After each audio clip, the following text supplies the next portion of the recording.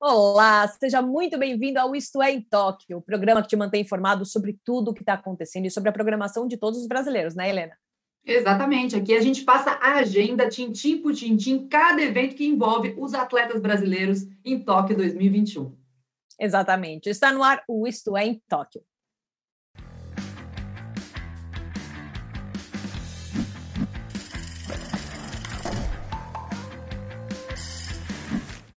Lembrando que o Isto é em Tóquio é um oferecimento da XP Investimentos. Exatamente, para fazer esse programa comigo e com a queridíssima Helena Calil, quem que nós temos aqui? Antônio Carlos Duarte, o nosso Dudu, o nosso oráculo, o nosso tudo. Seja muito bem-vindo, Dudu. Olá, Camila, olá, Helena. Enfim, vamos analisar aí o que vem pela frente nessa noite, madrugada e manhã. Não sei se vamos ter mais medalha, hein? De certeza. Mais medalha a gente vai ter. Só não vou dizer a cor, mas mais medalha nós teremos aí, né? Então, vamos analisar isso já já. E olha, Cami, vai um pouquinho para o lado, Dudu, um pouquinho para o outro ali, vamos abrir espaço, porque eu não tinha nem roupa para esse reencontro. Ainda bem que a Isto é, a XP me deu esse colete, porque é o seguinte, eu vou chamar agora um grande treinador, um dos maiores nomes deste país, ele que estava presente em 2004, comandava a seleção feminina brasileira na conquista da lendária medalha de prata, também revolucionou o futebol jamaicano. Além disso, é empreendedor, é um grande comentarista, um filósofo moderno, eu diria, e é um baita de um amigo. Que saudade de trabalhar com você, René Simões, seja muito bem-vindo. Nossa sonoplastia. Sonoplastia, me ajuda? Muito obrigado, Camila, Helena, e esse queridíssimo aí, o Duarte, né? Isso é uma figura fantástica, né? É um prazer muito grande estar com vocês aqui. Quando a Elô me ligou, eu aceitei, ainda brinquei com a Elô, né? Ela disse, você aceita? E eu disse, olha, eu estou fazendo um curso em Harvard e estou no primeiro ano, e nesse curso eu estou aprendendo a dizer não às pessoas queridas. E como eu estou no primeiro ano, ainda não me concluí, eu não tenho como dizer não para você, Elô. E aí, mas ela não me falou que estaria no programa. E se ela me fala, eu diria para ela 10 vezes sim, né? Estar com vocês aqui é muito legal, muito legal. Ai, meu Deus, você é muito querido, Renê, de verdade. Eu queria aqui estender, a gente conversar sobre vida, a gente conversar sobre reflexão, sobre o ser humano, mas vamos falar sobre futebol, que também é bom, você entende demais sobre o assunto. Nós temos o Brasil, a seleção masculina, disputando medalha. Já nessa terça-feira, às 5 horas da manhã, vai enfrentar o México nas semifinais. A outra semifinal tem Japão e Espanha. Já já nós vamos falar também sobre o futebol feminino, mas projetando essa partida com tudo que você viu até agora, Renê, o que a gente pode esperar desse confronto? Olha, eu estou sempre preocupado com a parte mental dos nossos atletas. E depois, se nós formos falar sobre o futebol das mulheres, que eu não chamo de futebol feminino, afinal, o voleibol tem a rede mais baixa, o basquete tem a tabela mais baixa. E no futebol, o que tem diferente das mulheres? Absolutamente nada. Então, é futebol dos homens, futebol das mulheres. Mas vamos aceitar que seja futebol feminino mesmo. Eu acho que a parte mental, e depois eu vou dizer por quê, como agora eu acho que o Jardim ele tem que trabalhar muito essa parte mental, porque em 2012 nós perdemos a medalha de ouro exatamente para o México. Então, nós temos que saber que isso, lá no fundo, está batendo na cabeça do nosso jogador. Pô, será que vai ser de novo? Será que vai acontecer? Né? Em 2004, quando fomos disputar a semifinal, eu tive um cuidado muito grande, porque em 96 disputou a semifinal, perdeu, disputou o terceiro lugar, perdeu. Em 2000, na Austrália, semifinal, perdeu, terceiro lugar, perdeu. Quando chegou em 2004, eu digo, o que elas estão pensando? Que vai ser tudo igual. E aí eu contei uma historinha para elas de como se adestra um elefante. Um elefante pequenininho, você bota uma corda de navio no pescoço dele, numa árvore imensa, centenário, ele tenta sair, se machuca, tenta sair, se machuca, tenta... Depois, ele já pesando toneladas, você bota uma corda fina numa árvore pequena e ele não mexe, porque vai ser tudo igual, ele vai se machucar. Então, nós, brasileiros, nós temos essa tendência de achar que vai ser tudo igual. Mas se eu fiz diferente, não pode ser tudo igual. Pode ser até pior, mas igual não vai ser. Então, eu espero que esteja sendo trabalhado isso na cabeça deles. Eu acho que a seleção está jogando um futebol extremamente competitivo, isso é bom. Me preocupa, em alguns momentos, ver o Richarlison caindo e rolando tanto como tem rolado. Eu, às vezes, acho que vai ter que entrar uma ambulância e levar ele para uma unidade de tratamento intensivo, porque do jeito que ele está rolando, eu digo, mataram o cara, né? Mas tenho gostado, gosto muito do meio-campo do Brasil, acho consistente, acho o Daniel Alves dando uma experiência, um toque, o time do jogo, né? Nós, treinadores, sempre temos aqueles jogadores que a gente chama de o meu treinador. Eu sempre tive um jogador que eu dizia para ele, meu treinador, olha, preste atenção nisso, preste atenção. E o Daniel pode fazer isso com o time. E o México é sempre um time muito aguerrido, é um time muito rápido sempre, e um time que não vende barato, os jogos dele, não. Então, nós vamos ter que estar muito atentos para que a gente possa ter. Nós perdemos um jogador com o terceiro cartão amarelo, está me fugindo agora. Me fugiu. Era o Douglas, né, que foi expulso no primeiro, e ainda tem o Matheus que está passando por exames para saber a condição de jogo física. Mas por cartão nós perdemos alguém, não tô lembrando aqui agora quem foi, mas eu me lembro que levou o terceiro cartão, o segundo ou terceiro, né? Pode deixar que a gente já traz essa... aqui. Só na semifinal. Vini, nosso produtor vai dar um help aqui para a gente, né, Vini? A quarta final limpava tudo. Para a semi não contava mais para fazer semi e final. Mas a quarta levando foi suspenso alguém, não estou lembrando aqui. Não sei se foi Matheus Cunha. Eu acho que foi nosso centroavante. O Matheus Cunha, na verdade, ele teve um desconforto na coxa, tanto que ele foi substituído. Aí estamos esperando para a avaliação final dele para ver se ele tem condição de jogo mesmo para enfrentar o México. Ainda tem um tempinho de recuperação. Um bom jogador e que agora começou a fazer gol, né? Ele iniciou as partidas perdendo alguns gols, ficou um pouco ansioso, mas agora eu acho que já... Bom jogador. Eu não tinha muito conhecimento desse jogador, gostei muito. Agora, Renê, falando um pouquinho do futebol feminino, até que a gente tinha falado que depois a gente falaria, eu queria que você fizesse uma análise aí da seleção feminina. É mais do que isso. A Pia foi contratada, né, em julho de 2019 com o objetivo de trazer aí uma medalha, colocar o Brasil no pódio nos Jogos Olímpicos de 2020. E considerando que os Jogos aconteceriam em 2020, ela teria aí um ano para comandar a seleção, para criar um time campeão ali, trazer a medalha de ouro, ou de prata, ou de bronze, enfim. Só que a minha dúvida é um peso muito grande para um técnico assumir um time nessas condições, porque a gente sabe muito bem a capacidade da Pia, quão grande ela é, quantas coisas ela já conquistou, e eu sinto que isso vem muito no futebol como um todo, de muitas vezes o técnico ou ser responsabilizado por uma derrota e acaba caindo muito rápido. Às vezes a gente vê muito a pressão em cima dos atletas, mas a gente não vê em cima do treinador. Eu queria que você falasse um pouquinho para a gente em relação a isso, em relação a esse peso que a Pia assumiu e, obviamente, em relação ao Brasil, aí, a disputa das meninas, que a gente acabou sendo eliminada aí para o Canadá, um jogo 0-0, que deixou a gente bem para baixo, né? Eu acho que nós temos um erro estrutural no nosso futebol. O Duarte, que conhece bem o futebol português, ele sabe que todo clube tem um diretor desportivo. Esse diretor, ele é responsável pelas contratações dos jogadores, é ele que contrata o treinador, é ele que faz o projeto de linha vertical, né? Desde o primeiro time até... ele tem um nome que ele se chama lá embaixo, o berço, ele que estabelece essas linhas, ele que estrutura tudo isso. Então, quando vem algum resultado, né, é ele que vai analisar, ele não sofre esse peso. Quando contrataram a Pia, eu disse, bom, primeiro passo, nós estamos dando o seguinte, nós estamos reconhecendo que nós precisamos investir no futebol. Isso é muito bom.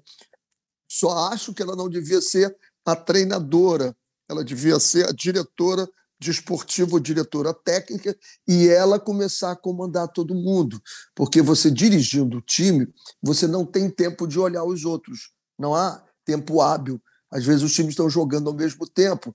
Olha a seleção brasileira, que a gente fazia o treinador da principal dirigir a seleção olímpica também. Como? Se os dois jogam ao mesmo tempo. Então, isso era meio bem complicado. Eu acho que, no caso do estrangeiro, se você pegar a Copa do Mundo masculina, jamais houve uma seleção campeão mundial em que o treinador não fosse nativo. Nunca aconteceu isso. E por que isso? Porque existe a cultura, né? Qual é a desvantagem? Eu vejo agora na entrevista da Pia, depois do jogo, ela dizendo assim: precisamos olhar mais o estado mental e físico das nossas jogadoras. Porque eu acredito que ela foi envolvida, as meninas são muito persuasivas, são queridíssimas, né? E eu, de vez em quando, eu me afastava delas.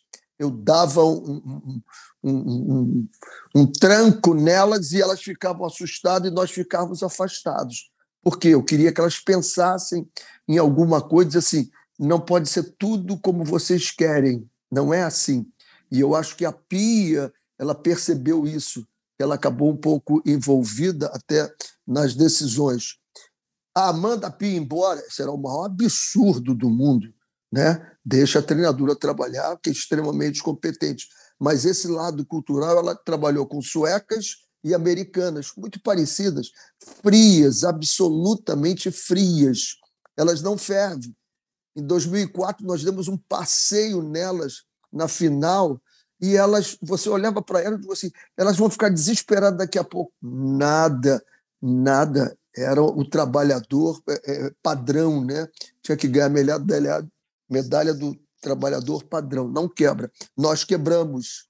A gente toma um gol, quebra um pouco, a gente está difícil. E foi isso que eu tive que trabalhar muito com as meninas, tanto que nós levamos o primeiro gol na final e não quebramos. Continuamos jogando. E eu acho que ela deve ter percebido isso agora e saber o seguinte: exatamente o que eu falei do México, eu falo do Canadá. Em 2016, o que aconteceu? Nós empatamos e perdemos dos pênaltis para o Canadá. Então, isso na cabeça delas estaria passando. No intervalo da Suécia de 2004, eu entrei no vestiário e disse: eu não posso ser o mesmo René, porque elas fizeram um primeiro tempo exatamente com tudo isso na cabeça. Nós não vamos ganhar, ainda vamos disputar o terceiro lugar e vamos perder. Eu entrei chutando garrafa, chutando mesa, xingando elas de tudo quanto foi jeito, falei palavrão em quantidade e elas se assustaram e tomaram um susto. Aí eu baixei e disse assim: dá para a gente jogar futebol que a gente pode jogar agora? Vamos combinar isso? Vamos! Aí elas começaram a gritar, vamos lá, jogamos e ganhamos o jogo. Então, que não se tire a competência da Pia, mas que não se fique vitimizando também toda vez que o futebol feminino perde. Tadinhas, nada. A CBF deu uma estrutura para elas, né, que em 2004, a Aline Pellegrino, que é a diretora agora, eu convoquei meia-noite pelo telefone. Eu estava no meu quarto, alguém bateu lá e disse: olha, tem um telefonema para o senhor. Eu digo: pô, meia-noite? Era um treinador da Universidade de São Paulo, que tinha conexão com Araraquara, alguma coisa. Olha, eu tenho uma zagueira aqui alta, boa, pode mandar, manda para cá. Foi assim que ela foi convocada. Então, hoje em dia não acontece isso, você tem os campeonatos. Então, nós estamos caminhando a passos largos, dando boa estrutura para todo mundo. Agora, sem vitimizar, também não vamos passar para o outro lado e dizer que é terra arrasada, acabou tudo isso. Não, eu acho que elas já têm uma cultura tática que não tinham na minha época, né? Um cortador de grama, engraçado, que ele disse para mim depois de uma semana: professor, o problema dessas meninas é que elas não têm freio. Eu disse: não tem freio? Como assim? Já viu como é que elas se batem? Elas estão caindo e trombado o tempo todo. Eu digo: pô, interessante. E aí começou, cada trombada que uma caía, precisava de atendimento, foi atendida, quando ela olhava já tinha alguém substituindo ela no treinamento, ela estava fora. Passaram a não cair tanto, precisar tanto de atendimento. Então, eu acho que isso a Pia deve ter descoberto agora. Outro ponto que eu não deixei acontecer na ir fugiu o nome agora, onde ficam os atletas, a Vila Olímpica. Na Vila Olímpica, é. O futebol não vai, por exemplo. Essas meninas agora não foram à Vila Olímpica pelos meus conhecimentos. Chegaram, foram logo para um hotel e não. Eu disse, não, eu quero passar no mínimo 3 a 4 dias. Eu quero que elas sintam o que é a Olimpíada, a beleza de tudo. Então, fomos para lá, depois é que fomos para o hotel para jogar em outro lugar. Então, por quê? Para a americana não diz nada isso. Nada. Para a sueca não diz nada, mas para a brasileira diz isso. Então, eu acho que ela percebeu isso agora e eu acho que os próximos trabalhos delas vão ser muito melhores. Eu não vejo por quê. Eu já ouvi algumas pessoas, perdeu, tem que sair nada. Tem que melhorar, dar mais condições e vão aparecer jogadoras muito boas mesmo. Eu vi jogadoras, eu acho que a qualidade desse time era muito boa a qualidade desse time. Agora, precisa ter esse trabalho de fortalecimento. Deixa eu aproveitar, Renê, que eu te conheço um pouquinho, sei que você gosta muito de trabalhar a cabeça das pessoas, dos teus jogadores, quando você é treinador, essa coisa, você mexe muito com o lado emocional do atleta. E você já desenvolveu bem aqui sobre o futebol masculino, já desenvolveu bem sobre o futebol feminino, tudo que se passou. E o que a gente está vendo agora, talvez ela seja a maior atleta, ou era para ser a maior atleta dessa Olimpíada, que era a Simone Biles. E a gente viu o que aconteceu. A pressão que ela sofreu, esse controle emocional, que talvez ela não tenha conseguido ter totalmente esse controle, né, porque ela sentiu que não estava tão bem preparada como estava no Rio de Janeiro, que ela não conseguiria dar o que ela acha que ela pode dar, que era o melhor, e a pressão muito grande em cima dela. Nesse momento, com um atleta, como é que se trabalha a cabeça de um atleta, de um jogador, enfim, numa competição desse nível e sabendo da qualidade que esse atleta tem? O problema é que o que eu vejo, eu acredito, eu sou. O que eu não vejo, eu não posso acreditar, porque eu não vi, eu acabo não sendo. O problema é o seguinte: alguém, em algum momento, não viu que o treinamento dela ou a performance dela não estava igual e não ajudou que ela visse isso para que ela acreditasse, para poder treinar mais, para melhorar, para chegar lá. E nem poderia, Duarte. Eu não sei ainda, mas eu acho que o número de recordes que serão batidos nessa Olimpíada vai ser extremamente inferior a todas as outras Olimpíadas, porque você tem um ciclo de 4 anos para trabalhar e aí, diferentemente do esporte coletivo, mas os individuais principalmente, você vai estabelecendo parâmetros e você vai subindo a intensidade do treinamento, a cobrança, as competições, e aí você chega no auge lá 4 anos. Nós tivemos uma quebra muito grande, e essa quebra talvez não tenha sido observado por alguém e imaginou que essa atleta ainda era a mesma atleta de 2016. Não era mais. Por quê? Porque você perdeu esse momento. Então, o time de preparação dela foi quebrado, e aí todo mundo voltou, isso aí falando de fora, né? Todo mundo voltou a trabalhar com ela como se fosse a mesma atleta. E não é a mesma atleta, é outra atleta. Primeiro, porque quebrou o ritmo de treinamento, todo o projeto, né, de treinamento, a programação, e depois ninguém sabe como a pandemia interferiu nela. Esse é o grande problema, como ela reagiu, né? E até hoje, eu também não sei se ela teve a Covid, se não teve, se perdeu familiares, se não perdeu familiares. Então, eu acho que alguém não viu que estava trabalhando com alguma nova atleta, ou se esse treinador, de repente, treinadores tiveram muito cuidado por se tratar de quem era, de não dizer as coisas que ela estava fazendo, que não deveria ser feito. Algum erro aconteceu. Ela mesmo não se abriu, não se abriu com alguém. É impossível se abrir somente na Olimpíada. Isso deve ter acontecido há 6 meses atrás. Ela está se sentindo insegura, que ela seria o grande nome, tudo isso. Então, faltou aí esse trabalho de aproximação né? Duarte tem alguns jogos que eu tenho um hábito para me controlar. Eu sempre chego no vestiário, eu gosto de sudoku, aquele jogo de números, eu fico fazendo ali e olhando, fazendo e olhando. Às vezes tem um jogador que é mais quieto, está falando demais. Tem um jogador que fala demais, não está falando. Então, opa, está na hora de dar uma sentadinha com ele e dizer assim, está tudo bem? O que houve? O que está acontecendo? Tá mais... Você sente o vestiário. Então, você tem que olhar o tempo todo o teu jogador, o teu atleta. Eu acho que alguém não conseguiu ver essa nova atleta imaginando ela de 2016. Então, houve um descompasso entre ela e quem deveria olhá-la.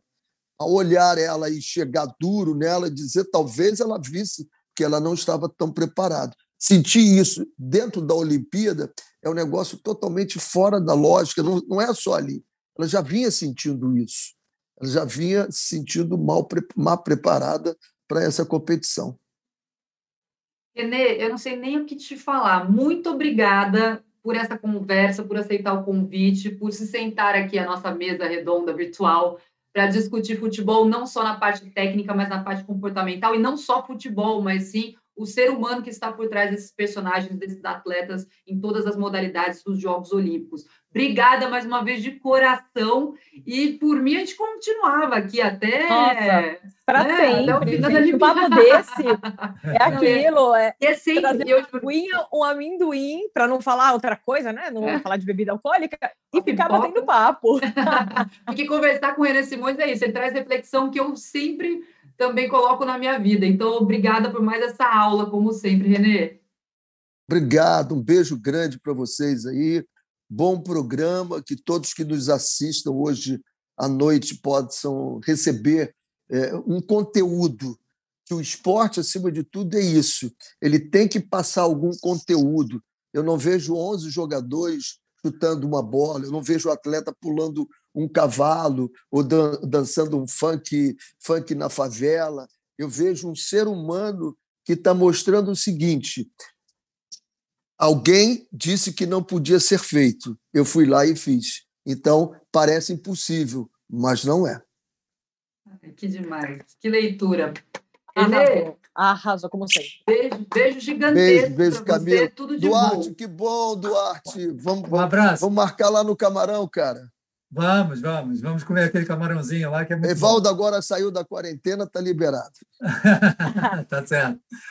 Beijo, Helena. Beijo, Renê. Estou adorando essa ostentação do camarão aí de vocês. Eu vou levar congelado para você. Ah, bom, daí sim. Aí fica mais justo. Beijo na Elô. Tchau. Pode deixar, Renê. Brigadão. Beijo. Que demais, né, Cami? Ai, muito demais. Aliás, aproveitar para agradecer a Elô Campagnolo, que trouxe aí o Renê para conversar com a gente, nossa produtora excepcional. Muito obrigada, Elô, e obrigada, Renê, por essa aula que ele de fato deu para a gente. E é muito bom ouvir alguém assim experiente falar do esporte dessa forma, né, Helena? Porque a gente tem discutido muito aqui no Isto é ao Vivo, no Isto é em Tóquio, essa questão do psicológico, do quanto isso afeta os atletas, e trazer alguém que de fato vive isso no dia a dia, eu acho excepcional. Bom, mas agora a gente vai parar de falar um pouquinho do futebol para falar do quê? Da canoagem, porque a gente tem um nome de peso nesses Jogos Olímpicos. O canoísta Isaquias Queiroz quer sair de Tóquio de novo como o maior medalhista do Brasil nessa edição. Na edição passada deu certo, ele saiu com 3 medalhas, ele é o maior medalhista brasileiro numa única edição dos Jogos Olímpicos, mas dessa vez acho que ele vai ter uma boa briga aí com a Rebeca, não? A Rebequinha que está arrebentando, já tem 2 medalhas e a gente está na expectativa aí, porque o Isaquias tem 2 chances de trazer medalha. Ele vai disputar 2 provas, o C1 1.000 metros e o C2 1.000 metros também ao lado do parceiro Jack Goldman. Ai, eu me perco nos nomes, né, gente? Para variar um pouco. Faz parte. Já até desencanei. Eu também. Agora eu estou na... Depois que a gente fala... Olha aqui. Depois que a gente fala nome de iraniano, de bielorrusso, desses todos aí que tem... praticamente são só... Nem tem vogais, é quase só consoante, já viu, né? É uma loucura. Repito que eu não tenho muita moral, afinal de contas, Stroge não é dos nomes mais fáceis de se falar na vida, então eu fico quieta aqui na minha, não vou reclamar. Agora, Dudu, eu queria falar um pouquinho sobre isso, porque o Isaquias ele não vai poder contar com o antigo técnico dele, né, o Jesus Morlan, que acabou não resistindo, infelizmente, a um câncer em 2018. E agora o parceiro dele, o oficial, o Erlon de Souza, que foi prata nos Jogos do Rio, acabou ficando fora de Tóquio por conta de uma lesão. Eu queria que você falasse, você acha que isso pode influenciar muito o nosso recordista de medalhas, Dudu? Eu acho que influencia o Jaque, né, de ter a vontade de estar ao lado do Isaquias, que é uma fera, né, na canoagem, respeitadíssimo. Enfim, com 3 medalhas na última Olimpíada, conquistando, inclusive, nesta mesma prova, a medalha de prata, né, com Erlon. Enfim, então, acho que para o Jack deve ser ótimo ter o Isaquias do lado. E, com certeza, a motivação vai ser muito grande. É uma expectativa grande, né, que existe em cima do Isaquias. Talvez agora, evidentemente, por aquilo que ele fez no Rio de Janeiro, a expectativa é muito maior do que existia no Rio, né? Mas, enfim, aí vem a tal pressão que o René acabou de falar com a gente, né? Do atleta estar bem focado nisso, ele sabe que agora vai todo mundo ficar olhando para ele, vai todo mundo querer que ele, pelo menos, no mínimo, conquiste aí 2 medalhas, né? Mas eu acho que ele está muito bem concentrado para isso, ele treinou bem, fez preparação fora do Brasil, que foi muito importante também, fez várias competições. Eu acho que está bem o Isaquias aí para, quem sabe, trazer mais 2 medalhas. Ele está agora com 27 anos, está numa situação muito boa e vamos acreditar que ele vai conseguir aí uma boa participação nas suas provas. Bom, então só para você que quer ficar ligado... Ai, desculpa, diga, Helena. Não, pode passar a agenda. Não, só para você que vai ficar ligado aí na canoagem, às 10h05 tem Isaquias Queiroz e Jack Goodman disputando as baterias do canoagem C2, 1.000 metros, e às 10h37 a gente vai ter o Wagner Souta Júnior nas baterias de K1, 1.000 metros. Diga, Helena. Não, era só para falar que você mencionou a Rebeca, que já é a brasileira com o maior número de medalhas em uma única edição dos Jogos Olímpicos e que agora vai ser uma forte concorrente ao Isaquias, depois da marca dele na Rio 2016. Queria falar um pouco sobre a ginástica artística, para vocês ficarem ligadinhos, então, porque vai ter Rebeca no solo e vai ter também o rei das argolas, o Arthur Zanetti, que vai entrar às 5 horas da manhã, a ginástica artística masculina, argolas às 5 da manhã, então, com o Arthur Zanetti. Ginástica artística feminina, a nossa Rebeca, incrível, que está dando um show, um espetáculo em Tóquio, 5h57, então, com a série dela, que a gente não para de cantar. E a ginástica artística... Não, nós já temos um registro, inclusive, já coloco até nas minhas redes sociais, porque eu já peguei um frame só do Dudu fazendo baile de favela aqui. Se você não acompanhou, assista ao nosso programa da manhã, porque está imperdível. Você pode ver, aliás, todos os nossos programas e todas as entrevistas no YouTube, pode maratonar. Fala, Gami. Vamos ter o repeteco, Dudu? Do baile de favela. Eu acho que se vier medalha, vai ter que ter Não, vamos fazer assim. Se vier medalha, eu prometo que vou ensaiar bem para o programa. Pronto. Teremos Dudu dançando baile de favela. Vai ser imperdível. Eu, se fosse você, não perdi. Amanhã às 9 da manhã. Baile de favela à la Rebeca Andrade. Então, ela estará no solo às 5h57 e teremos também o Caio Souza na final do salto. Espero que ele tenha se empolgado com a medalha de hoje da Rebequinha. Ele que estará em ação às 6h51. Então, repassando, 5 horas, Arthur Zanetti nas argolas, 5h57, Rebeca dando um show no solo, e o Caio às 6h51 no salto, na final. E aí, Dudu? Expectativa é grande pelos 2, né? Primeiros, principalmente, o Zanetti e a Rebeca. Né? O Zanetti tem, nas últimas competições, nas últimas 2 Olimpíadas, ele tem um ouro em Londres e uma prata no Rio. Portanto, e ele é um dos maiores atletas de todos os tempos nas argolas. Né? Se formos pegar aí o currículo dele, ouro em mundiais, em etapas da Copa do Mundo de ginástica, enfim. É realmente um atleta e é candidatíssimo a uma das 3 medalhas. E eu acho que ele volta com medalha, né? E seria muito bacana para um atleta de 31 anos conquistar a sua 3ª medalha consecutiva, né? Numa Olimpíada. Já a Rebeca, sem sombra de dúvida, depois do que ela fez aí com uma prata e um ouro até agora, a gente torce muito para que ela consiga aí no solo com esse baile de favela aí muito espetacular, né? Vamos torcer muito para que ela consiga uma outra medalha. Ela que no solo, em 2016, e aí a gente só traz só no solo, ela teve uma prata numa das etapas da Copa do Mundo em 2016, no solo. Já o Caio, no salto, a melhor performance dele em termos do salto foi um bronze em Toronto, em 2015, nos Jogos Pan-Americanos. Portanto, como a gente vê aí, são atletas que estão acostumados, medalhados aí Vamos torcer para que o Caio também consiga ter uma boa performance, mas é lógico, a aposta maior em cima do Zanetti e da Rebeca. Exatamente, mas esperança de medalha a gente também tem com o vôlei. E amanhã às 9h45 da manhã vai ter Brasil em quadra. As meninas do vôlei enfrentam a seleção do Quênia pela fase de grupos. E olha só, eu diria que a gente pode até dar uma respiradinha mais aliviada, né? Afinal, a seleção chinesa, que foi campeã olímpica lá no Rio, está eliminada. A Turquia venceu a Argentina por 3-0 e acabou com as chances de classificação da China. E por que elas são tão relevantes também? Bom, primeiro, porque elas são as atuais campeãs. E segundo, porque foram elas que eliminaram o Brasil em 2016. Agora o Brasil está na primeira colocação do Grupo A e a classificação está garantida. Para não depender de ninguém, a gente precisa vencer o Quênia, que até agora perdeu os 4 jogos que disputou. O Brasil está invicto, Quênia perdeu os 4. Parece tranquilo? Sei não. Me conta, Dudu, vai ser tranquilo esse jogo?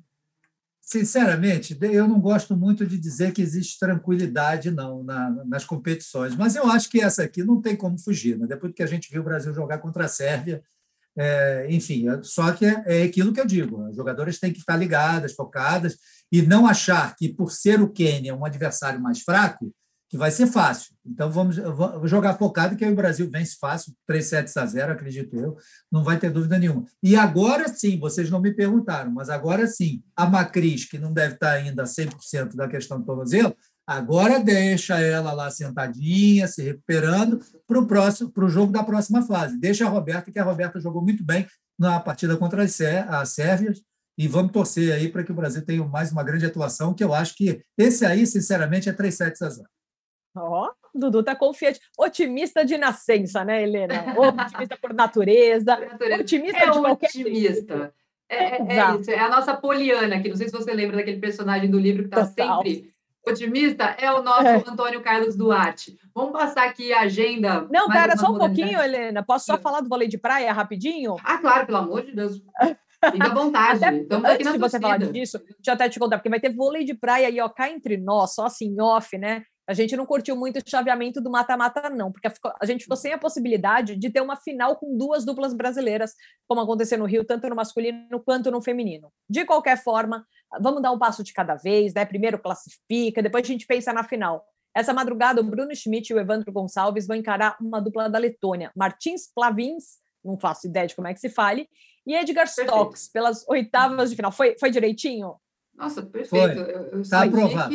Nativa. O seu esse sotaque, supimpa. Perfeito. E se os nossos brasileiros passarem pelos letões, depois a gente vai pegar os mexicanos Gacciola e Rubio. E aí a gente pode ter um Brasil versus Brasil nas quartas de final. Mas para isso, obviamente, o Alisson e o Álvaro Filho também tem que passar. Primeiro eles vão enfrentar aí o Gacciola e o Rubio Camargo, e o jogo deles acontece amanhã às 9 da manhã, né, Dudu? Conta pra gente, a vida de qual dupla vai ser mais complicada hoje? Eu acho que as 2 duplas vencem. Sinceramente, a campanha do Evandro e do Bruno foi excelente, né? Até com 3 vitórias nessa primeira fase. Foi muito boa. Já a dupla da Letônia teve 2 vitórias e 1 derrota. O Alisson e o Álvaro acabaram tendo uma derrota ali no meio, né? No segundo jogo acabaram perdendo, mas depois se recuperaram, enfim, também estão bem. A dupla que vai enfrentar o Alisson e o Álvaro foi uma das melhores terceiras colocadas, portanto, teve apenas 1 vitória. Eu acho que as 2 duplas avançam, né? É uma pena, como você disse, a gente vai ter que ter esse confronto aí mais à frente se elas forem avançando, e não vamos ter uma final olímpica, né, do Brasil, mas eu acho que são 2 duplas, com certeza, para uma delas chegar até a final, com certeza. Maravilha, então, coloca na agenda de vocês, coloque também o handball feminino, porque a seleção brasileira, ela se complicou depois de perder para a Suécia, e agora tem a França no caminho, nessa 5ª rodada da fase de grupos, vai para o tudo ou nada para conseguir a classificação. Jogo que acontece às 11 horas da noite, todo mundo na torcida pelo Brasil. E no atletismo hoje... Opa, desculpa, Dudu. Não, deixa eu só 5 segundos. Esse é jogo difícil, o Brasil é o 4º, a França é a 5ª. Elas têm a mesma campanha, 1 vitória, 1 empate e 2 derrotas. Só que a França é a vice-campeã olímpica. Mas o Brasil, como empatou com as campeãs olímpicas, que é o Comitê Olímpico Russo, tudo é possível. Vamos acreditar que o Brasil possa ultrapassar as francesas, né? Estamos na torcida, a gente está na torcida também pelo atletismo, Dudu. que hoje tem fase preliminar dos 200 metros femininos. Às 10h30 a gente tem Ana Azevedo e Vitória Cristina Rosa nas pistas. E às 11h50 a gente vai acompanhar Antônia Ferreira no levantamento de peso, defendendo aí a nossa bandeira. E como sempre, a gente está aqui com os dedos cruzados, torcendo por elas. E na vela, Helena, o que teremos essa madrugada? Dedos cruzados também para a gente manter a nossa tradição histórica de subir ao pódio. Às 00h05, 5 minutos desta segunda-feira, Fernanda Oliveira e Ana Luísa Barbachan vão para o barco de dupla 470. Temos também na vela a Martine Grael, né, que a gente tem toda essa expectativa em cima da dupla com a Kaena Kunze. Medal Race, 2h33 da manhã. E 2h35 tem Henrique Haddad e Bruno Betley, 470, barco de dupla. São os brasileiros, então, na água, na vela, nessa modalidade, nos Jogos Olímpicos de Tóquio. E vamos fazer o seguinte, a gente passou muita informação, você ficou perdido? Então segura aí que a gente vai organizar absolutamente tudo, que a gente vai saber todas as disputas que contam com brasileiros lá em Tóquio. Acompanha comigo agora. Hoje, domingo, 10h05 da noite e 10h37 teremos canoagem. Às 10h30, atletismo rolando aí na sua tela. 11 horas, handebol feminino. 11h50, levantamento de peso. Aí, viramos o dia, já madrugada de segunda-feira, 00h05, 2h33 e 2h35 a gente vai ter a vela. 1h e 9h teremos vôlei de praia com duas duplas masculinas aí disputando. Ginástica artística, teremos às 5h, às 5h57 e às 6h51. Às 8 horas teremos levantamento de disco e às 9h45 vôlei masculino. Se perdeu, não vai se perder. Você vai dar um print dessa tela agora. É para esse lado, certo, Helena? Agora eu acertei. Eu acho que é o lado do XP. É, o meu lado, o seu eu não vi. Eu vou fazer uma pose neutra, para não errar o lado, eu faço uma outra pose. Então, dá o seu print agora, que você não vai se perder nessa agenda dos Jogos Olímpicos. Adorei sua pose, Helena. Estou até aqui querendo imitar. Falta o Dudu só nessa pose. Logo eu também, vamos embora. Arrasou, Dudu. A Lei colocando 3 no quadro. Maravilha. Depois o Ale briga com a gente, que a gente faz essas revoluções assim do nada, mas tá tudo certo. Ale, a gente também te ama no coraçãozinho do Dudu. O Ale é o nosso coordenador, quem coloca tudo isso aqui no ar. Obrigada ao Ale, a toda a equipe. E Antônio Carlos Duarte, mais uma vez, foi um prazer ter você aqui com a gente na agenda. E até amanhã. Até amanhã de manhã com medalha, de certeza. Me cobrem. Com certeza teremos medalha. E, tô apostando em mais um ouro da Rebequinha aí. Agora eu tô confiante. Acho que a Rebeca me deu ainda mais confiança. Hoje eu acordei com humor a 1000, passei o dia a 1.000.000. Tá tudo ótimo e a gente espera uma madrugada igualzinha. Então, eu quero te convidar. Se você tem medalha do Arthur. A medalha do Arthur também. Vai ter mais medalha. Eu tô confiante que tem. E tem disputa de medalha na vela também, né? Eu tô super confiante essa madrugada. Aguardemos. Mas eu quero te convidar, porque se você perdeu o nosso programa ou da manhã ou o comecinho, a gente teve Renê Simões aqui, gente. Você não pode perder uma coisa dessa. Então, acessa as nossas redes sociais, porque todo o conteúdo do nosso programa está lá à disposição para você assistir a hora que você quiser, né, Helena? Com certeza. Veja, reveja, maratone, mande para os amigos. Além do Renê Simões, nós tivemos aqui um cardápio vasto de entrevistas incríveis sobre esses Jogos Olímpicos. Então, é só dar uma olhadinha no YouTube, no Facebook, no Instagram também, que a gente separa pílulas com os principais assuntos, com os principais convidados e entrevistados. E amanhã estaremos de volta às 9h para a nossa edição amanhã, primeira edição do Isto é em Tóquio. Até lá, gente. Beijo, beijo, beijo. Boa noite, madrugada. Até amanhã. E vai, Brasil! Tchau!